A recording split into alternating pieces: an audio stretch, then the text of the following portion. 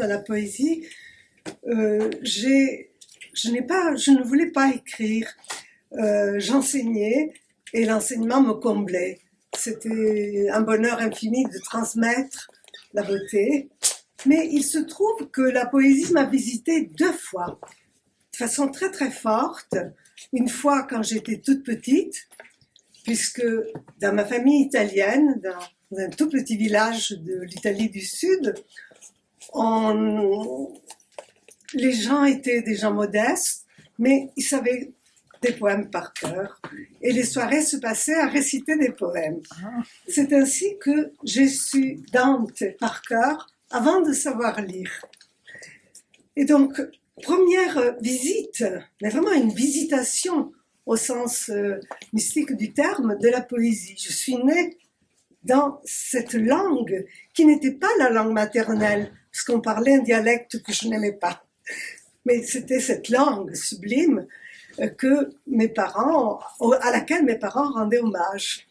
Et voilà donc première comment dirais-je, naissance, oui, à la poésie. Et voilà que à l'âge de 12 ans, j'arrive en France, à Nice. Je ne savais pas un mot de français. Et il est vrai que la première année, on ne s'est pas occupé de moi.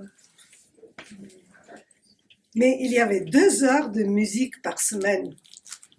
Et alors, le français, comment l'ai-je appris ?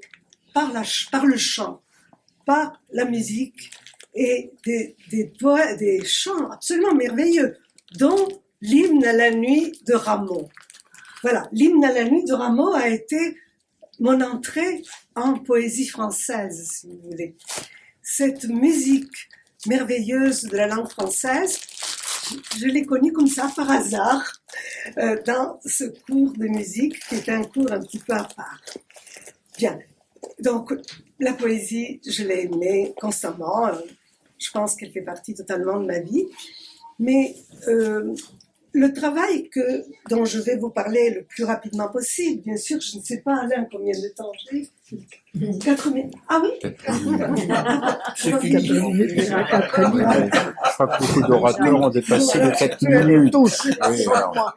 Ah, mais tu as été, Non, il oui, n'y a pas de brillant. problème. Donc,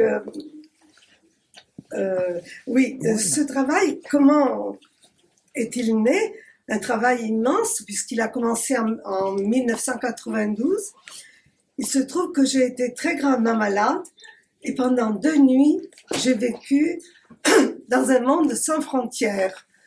Passé et présent, mort et vie se confondaient. Une porosité absolue reliait le tout. Et voilà que je revivais chaque instant, chaque seconde de ma vie, et je me disais, mais je dois l'écrire, je dois l'écrire. Bien sûr, j'étais entre la vie et la mort, je ne pouvais rien faire. Et cette maladie a entraîné une très très longue convalescence, et je ne pouvais absolument rien faire, je ne pouvais surtout pas lire. Une amie peintre m'a donné un conseil extraordinaire. Elle m'a dit, mais tu n'as qu'à dessiner de la main gauche. Dessiner de la main gauche. Elle me dit, tu fais des gribouillages et tu verras. Et voilà. Et c'est cette grâce dont je vais vous parler. Cette grâce que j'ai reçue alors que je vivais vraiment un drame terrible. Et donc, ce mot grâce est important en ce moment pour nous. Je le prononce vraiment en connaissance de cause. Donc, pour aller plus vite, le plus vite possible, il y a quelques jours, je tombe sur cette phrase de Michel-Ange. J'ai vu un ange dans la matière et j'ai seulement ciselé pour l'en libérer. Mais cette phrase, elle m'a bouleversée parce que c'est comme si elle me donnait la clé de tout mon cheminement. C'était ce très très long cheminement, chemin de longue attente, chemin de longue étude, avais-je donné comme titre à mon travail. Eh bien, voilà, la matière, et je n'ai fait que avec la main gauche, fixer ce qui m'apparaissait. Donc, si vous voulez, dans mon travail, il n'y a rien que j'ai voulu. Je prends un cahier sur lequel je commence et voilà, apparaît dans un gribouillage quelque chose. Et un tout petit peu plus tard, j'ai besoin de traduire, car ce gribouillage n'est pas n'importe quoi. Ce gribouillage, au fur et à mesure, je m'apercevais que c'était une parole. C'était un hiéroglyphe qu'il me fallait décrypter. Et donc, tout mon travail se fait dans des carnets comme ça, où le gribouillage, justement, de la matière, ou ce que je vois dans la matière du fusain, des crayons, des pastels, exactement comme Michel-Ange, je le fixe. Je ne le cisèle pas, mais je le fixe avec le fusain ou le crayon. Et voilà que m'est donnée cette parole que je traduis après par des mots. Et curieusement, en faisant ceci, vers le milieu, quelquefois vers la fin du cahier, le titre apparaît et je m'aperçois avec étonnement d'une cohérence incroyable. Tout est cohérent et le carnet prend son titre. Ainsi, celui-ci, c'est l'eau fraîche qui coule du lac de Mnémosyne. Car dans ce cahier, j'ai beaucoup de souvenirs, justement. Voilà. Donc, vous voyez, vision. Mon travail, c'est une vision qui m'est donnée sans que je fasse, sans que j'intervienne, sans que ma volonté intervienne. C'est véritablement, comme le dit merveilleusement Michel-Ange, j'ai vu un ange dans la matière, j'ai seulement ciselé pour l'en libérer. Et alors, j'aimerais évoquer 2 points, si j'ai le temps. Donc, oui, libérer. Je vous parlerai de cette libération, mais ce qui est important, c'est que tout ce travail, en fait, il y a une centaine de carnets comme ça, bien sûr.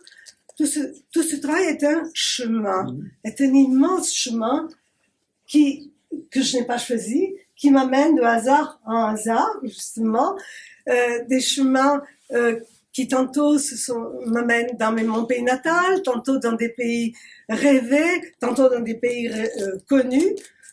C'est des personnages et des paysages qui se présentent à moi. Tout un univers dont je m'aperçois que mon âme, qui est errante, qui erre, qui est la pèlerine en quelque sorte, mon âme voit ces paysages et essaie de comprendre ce qu'ils signifient, essaie de le rattacher à ces fameuses nuits vécues dans une dimension qui n'est plus la dimension de tous les jours, bien sûr, qui n'est plus la dimension normale.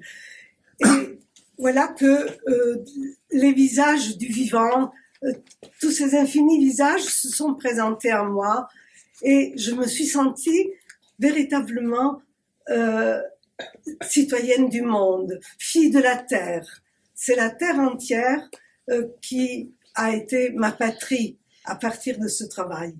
Je n'appartenais plus à mes rochers originels, j'appartenais à tous les paysages qui sont venus me visiter et qui ont fait qu'il s'est créé en moi un véritable univers qui est apparu petit à petit dans les dessins. Et dans ces dessins où je n'ai que visage et paysage. Donc c'est des chemins infinis, chemins de longue étude, car c'est une étude au sens très fort du terme que j'ai eu à vivre. Et il reste un mot, bien sûr, Michel-Ange dit pour l'en libérer.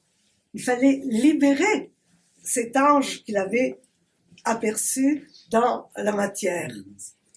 Et il est vrai que j'ai moi-même fait ce travail de libération.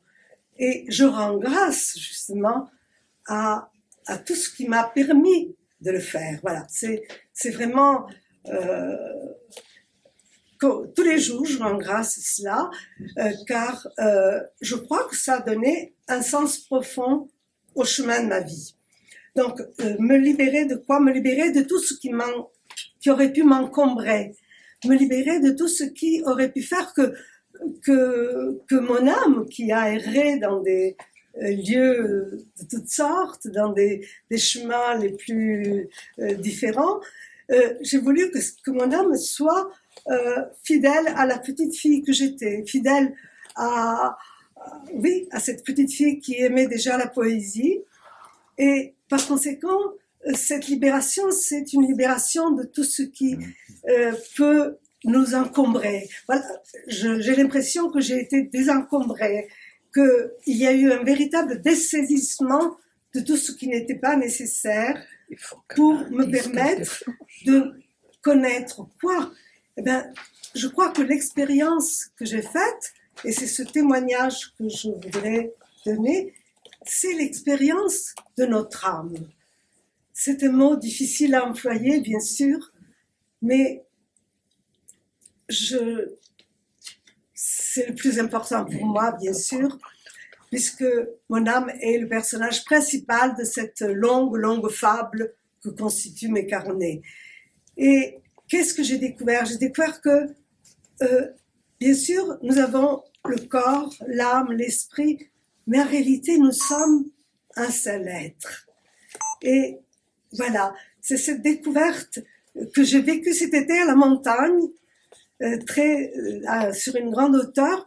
J'ai senti que je faisais partie de ce tout. Je n'étais qu'un petit élément, un petit atome perdu dans cette immensité, mais je le vivais à travers tout mon être, pas seulement avec mon esprit ou avec ma réflexion. C'était tout mon corps qui était là.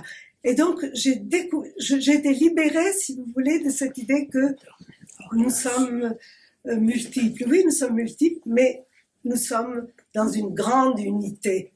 Et cette grande unité a été pour moi une grande libération, bien sûr. Et j'ai compris que des mots de Plotin qui m'avaient beaucoup marqué quand j'étais adolescente à l'école, était tout d'un coup devenu réalité pour moi, à force de contempler ce qu'elle contemple, l'âme devient ce qu'elle contemple. Et je crois que c'est ça. Je crois que mon long chemin m'a permis de devenir une âme.